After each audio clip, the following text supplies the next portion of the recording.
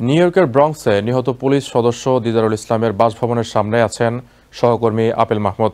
সেখান থেকে সবশেষ তথ্য জানাচ্ছেন তিনি।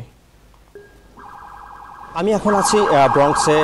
গতকালকে যে দিদারুল ইসলাম বন্দুকধারীর গুলিতে নিহত হয়েছেন, এনওয়াইপিডির তিনি একজন সদস্য ছিলেন এবং আমার পেছনেই কিন্তু দিদারুল ইসলামের ব্রঙ্কসের সে বাড়ি এবং তার বাড়িতে এখন কিন্তু পরিবারের প্রিয় সদস্যকে হারিয়ে সবাই শোকাবহ একটা সময় পার করছেন। তাদের বাড়িতে বলতে গেলে শোকের মাতম চলছে এবং পরিবারের সবচেয়ে প্রিয় সদস্যকে হারিয়ে দিদারুল ইসলামের বাবা উনি কিন্তু অসুস্থ হয়ে পড়েছেন এবং ওনাকে হাসপাতালে নেওয়া হয়েছে এবং দিদারুল ইসলামের কাফন কিংবা জানাজা কোথায় কিভাবে হবে সে বিষয়ে কিন্তু পরিবার থেকে এখনও কেউ কোনো সিদ্ধান্ত দিতে পারছেন না। দিদারুল ইসলামের বাবা সুস্থ হয়ে যখন বাড়ি ফিরবেন, হাসপাতাল থেকে বাড়ি ফিরবেন, তখনই মোটামুটি সব ধরনের সিদ্ধান্ত নেওয়া হবে।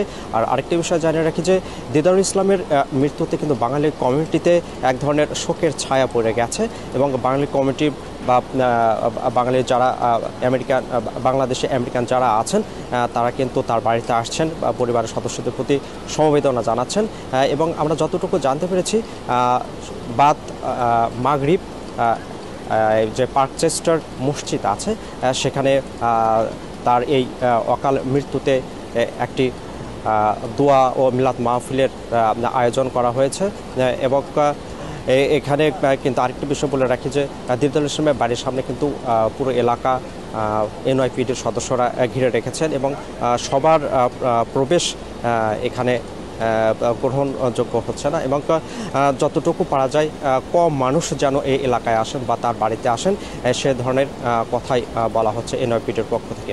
এই ছিল এখান থেকে সর্বশেষ। নিউ ইয়র্ক থেকে সম্প্রচারিত TVN 24 টেলিভিশন বিশ্বজুড়ে বাঙালির কণ্ঠস্বর।